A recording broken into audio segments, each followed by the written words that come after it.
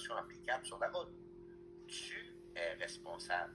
Quand tu vas faire charger ton véhicule, il faut s'assurer que rien ne dépasse ses côtés si c'est une plateforme inflatable. Et s'assurer aussi que l'expéditeur ne mette pas trop de poids dans ton véhicule. Il doit respecter la capacité de charge de ton véhicule. Et l'expéditeur est responsable aussi pour les mêmes raisons qu'on vient de voir. Donc, quand on parle du respect des charges et dimensions, pas mal tout le monde, inclus notre transport, ont une certaine responsabilité vis-à-vis de ça. Et on va voir plus tard dans le cours aujourd'hui, tantôt, quelles sont les dimensions applicables d'un véhicule lourd sur la route. Et on va voir aussi comment calculer sa capacité de charge. On va voir ça tantôt. Tantôt aussi, on va parler un petit peu de matières dangereuses. OK. Maintenant, si tu dois sortir de la province de Québec au volant de véhicule lourd, ben, t'es bien mieux de connaître les réglementations. Sinon, ça peut te coûter une fortune en argent, mais aussi en temps. T'sais, un exemple, si tu veux faire du longue distance au Canada, tu peux faire l'Ouest canadien, jusqu'aux Rocheuses ou les Maritimes. Mais dans ce temps-là, ça te prend absolument les vignettes IFTA collées dans ton pare-brise. IFTA, qui signifie International Fuel Tax Agreement. Donc, c'est les réglementations concernant les taxes sur les carburants. Sans les vignettes IFTA dans ton pare-brise, tu n'as pas le droit de mettre de carburant dans ton véhicule ailleurs que dans la province de Québec. Donc, si tu mets du longue distance, assure-toi de connaître les réglementations. Surtout si tu vas aller aux États-Unis. Tu peux conduire un véhicule lourd aux États et t'es mieux de connaître les réglementations. Rappelez-vous tantôt, je vous ai dit qu'au Canada, on a le droit de conduire un maximum de 13 heures par jour. Par contre, aux États-Unis, le maximum d'heures de conduite est de 11 heures par jour et non 13. Donc imagine, si tu arrives à la frontière américaine avec 11 heures et demie de conduite derrière la cravate. Mais ici au Canada, tu aurais le droit de conduire 1 heure et demie supplémentaire. Par contre, aussitôt que tu arrives à la frontière américaine, tu es déjà en infraction depuis 30 minutes. Donc, tu risques d'avoir une belle contravention à la frontière. Et si tu reçois une contravention à la frontière, tu n'as pas un mois pour la payer comme les contraventions qu'on reçoit ici. Il faut la payer immédiatement. Donc, si tu traverses la frontière au volant d'un véhicule lourd, assure-toi d'avoir une bonne carte de crédit avec une bonne marge de crédit, parce que ça peut te coûter une fortune. Mais c'est pas tout. En plus de la grosse contravention, tu seras immobilisé sur place un minimum de 10 heures avant d'avoir le droit de reprendre la route avec ton véhicule. Donc, si tu ne veux pas être poigné pendant 10 heures à la frontière, tu es bien de connaître tes réglementations si tu veux la traverser. OK. Faire attention aussi au printemps. Dans le temps du dégel, il y a des restrictions de charge. Parce qu'au dégel, la route perd de sa résistance. C'est pour ça qu'on n'a pas le droit de charger aussi lourd que la pleine capacité de charge de notre véhicule dans le temps du dégel. Il y a des restrictions qu'il faut respecter. Le dégel, il débute aux alentours du 1er mars. Puis il se termine, quand il se termine. Ça dépend du printemps. Ça dépend de la température. OK? Donc, s'assurer, comme dans les derniers jours de février, vous pouvez aller avec votre ordinateur ou votre cellulaire, aller voir les zones de dégel. On va vous donner la date d'entrée en vigueur et aussi on va vous donner les restrictions de charge propres à chacune des zones de dégel. Parce qu'il n'y a pas juste le dégel au Québec, mais il y a bien 3 zones différentes avec des restrictions de charge différentes pour chacune des 3 zones désignées. OK? Il y a la zone 1, qui est la zone sud. Donc, c'est là où la route perd le plus de résistance. Donc, c'est là où tu auras le droit de charger le moins lourd. C'est là où il y a le plus de restrictions de charge. La zone 1 inclut les municipalités de Gatineau, Montréal, Trois-Rivières, Québec, Sherbrooke, jusqu'à Rivière-du-Loup dans l'Est. Au nord, ça monte jusqu'à Sainte-Agathe ou bien Shawinigan-Grand-Mère en Mauricie. Ça inclut aussi, bien sûr, les Basses-Laurentides. La zone 2, qui est la zone centre, donc tu aurais le droit de charger un petit peu plus lourd dans la zone 2 que dans la zone 1. Il y a moins de restrictions dans la zone 2. Donc la zone 2 inclut les Hautes-Laurentides, le Témiscamingue, le Saguenay, Lac-Saint-Jean, la Gaspésie, la Côte-Nord, les îles de la Madeleine. Hey, c'est immense, la zone 2. Et la zone 3, qui est la zone Nord. Donc, c'est là où il y a le moins de restrictions de charge, même s'il y en a quand même. OK? Donc, tu peux charger plus dans la zone 3 que dans la zone 2 ou la zone 1. La zone 3 inclut l'Abitibi, les régions de Matagami, Chibougamau, Chapais, ou au nord-ouest du lac Saint-Jean, la réserve faunique d'Achouac-Mouchouac. Donc, 3 zones de dégel différentes avec des restrictions de charge différentes pour chacune des 3 zones désignées. C'est sûr aussi que parfois tu vas te faire contrôler sur la route. Juste un petit instant, ça ne sera pas long. Vous avez des contraventions si vous ne savez pas les interpréter. Comme par exemple le panneau que vous avez à votre écran indique qu'une voie qui s'ouvre à droite pour les véhicules lents et les véhicules lourds. Ça, vous allez voir ce panneau-là au début de certaines pentes montantes. Comme par exemple, si vous prenez l'autoroute 50 entre Mirabel et Gatineau, vous allez avoir beaucoup de ces panneaux-là au début de certaines pentes montantes. Donc, rappelez-vous qu'un panneau noir et blanc, ce n'est pas une suggestion, mais bien une obligation, donc une indication. Si vous voyez ce panneau-là sur la route, vous ne vous posez pas de questions, vous vous en allez dans la voie de droite, c'est une obligation. Aussi, il faut laisser une distance suffisante entre nous et le véhicule qui nous précède. On ne peut pas coller au derrière en ayant une distance d'arrêt plus élevée. OK, prenez tout ça en note, très important. Pour toute classe de véhicules lourds, classe 1, les semi-remorques, classe 2, les autobus, ou classe 3, les camions portables, on essaie de maintenir une distance de 90 mètres quand on est sur l'autoroute ou sur les routes secondaires. 90 mètres. Notez-le. Classe 1, 2, 3, 90 mètres. Ou bien, on pourrait aussi conserver une distance en secondes.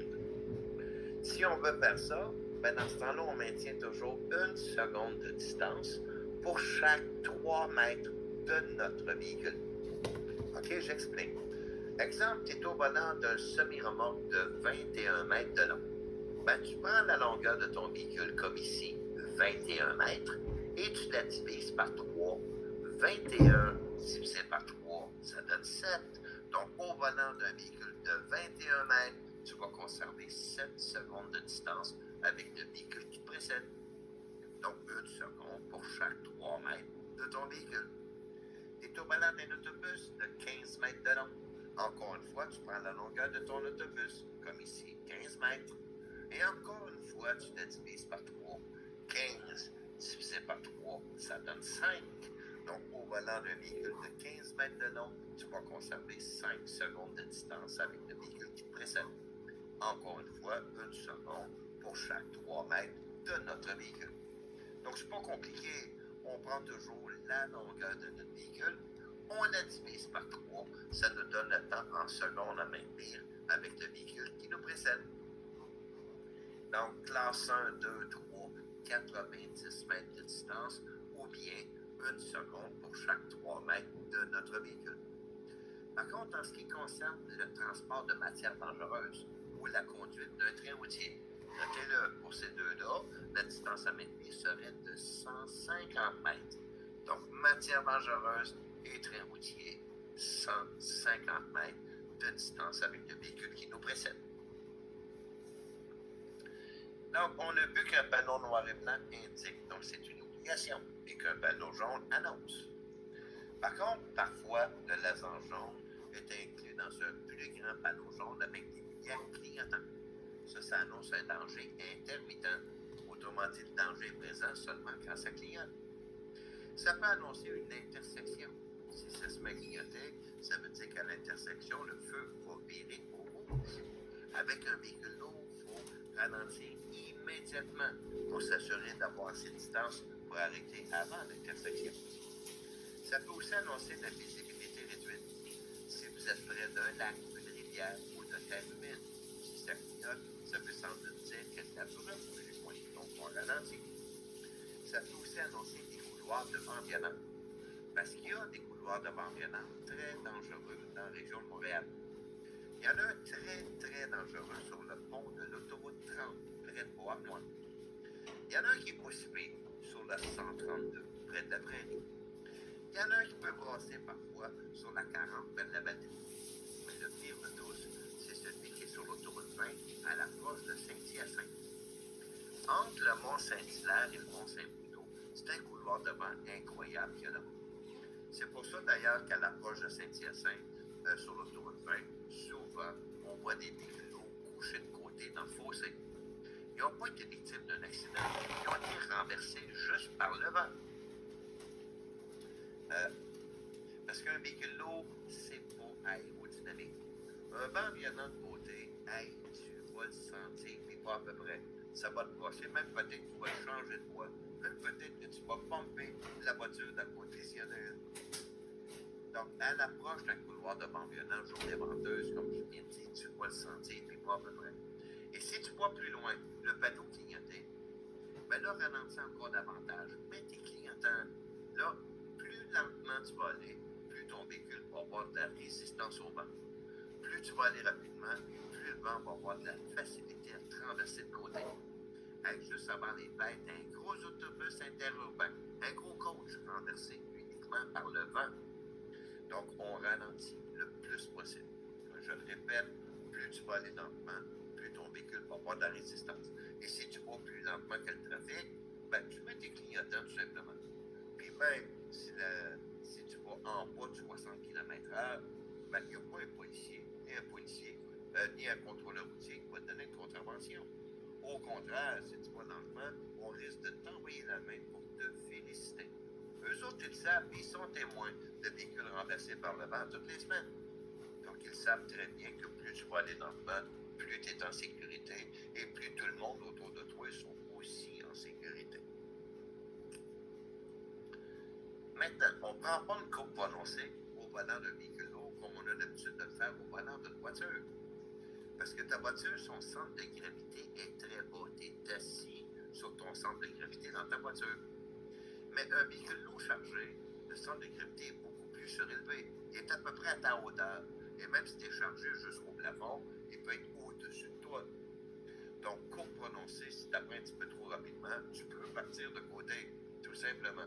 Ou avoir un centre de gravité très surélevé peut te faire déraper, même sur une chaussée parfaitement sèche. Donc, faire attention à ça. OK?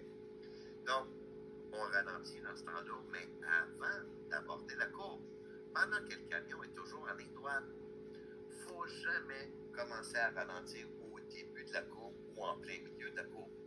Parce que dans ce temps-là, en ayant un centre de gravité beaucoup plus élevé, si tu commences à freiner au début de la courbe, ben, la marchandise derrière toi, elle va te pousser dans la courbe. Donc, ça peut te faire déraper ou provoquer une mise en portefeuille de semi-remorque.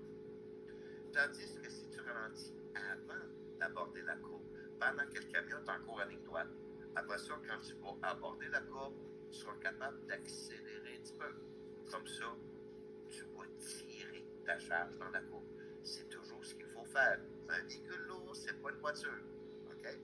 Donc, il faut toujours s'arranger pour tirer la charge dans une courbe prononcée et ne jamais être poussé par elle. C'est pour ça qu'on ralentit avant d'aborder la courbe. Pour être capable de tirer notre charge un coup on va aborder la courbe. Maintenant, les intersections. Tourner à gauche, il n'y en a pas de problème. On a tout l'espace, toute la visibilité voulue. Mais le virage à droite, ça, c'est une des manœuvres les plus difficiles à effectuer pour tout conducteur de véhicule lourd, autobus, camion porteur, semi-remorque. Parce qu'en tournant à droite, on a beaucoup moins d'espace. Mais surtout, c'est que la visibilité est nulle concernant les piétons. Imagine si tu arrives à l'intersection au feu rouge et tu attends le feu vert de tourner à droite. S'il y a des piétons qui arrivent à côté de toi, qui attendent aussi le feu vert de traverser la rue, tu ne les verras pas. Tu es trop haut. Tu vas voir par-dessus leur tête. Et le plus dangereux là-dedans, c'est que aussitôt que la lumière va virer verte, les piétons ont priorité. Il se faut bien, eux autres, qu'il y ait un camion, un autobus ou une voiture qui veut tourner à droite, ils ont priorité, ils vont traverser la rue. Ils prennent leur temps. Puis il y en a beaucoup qui regardent même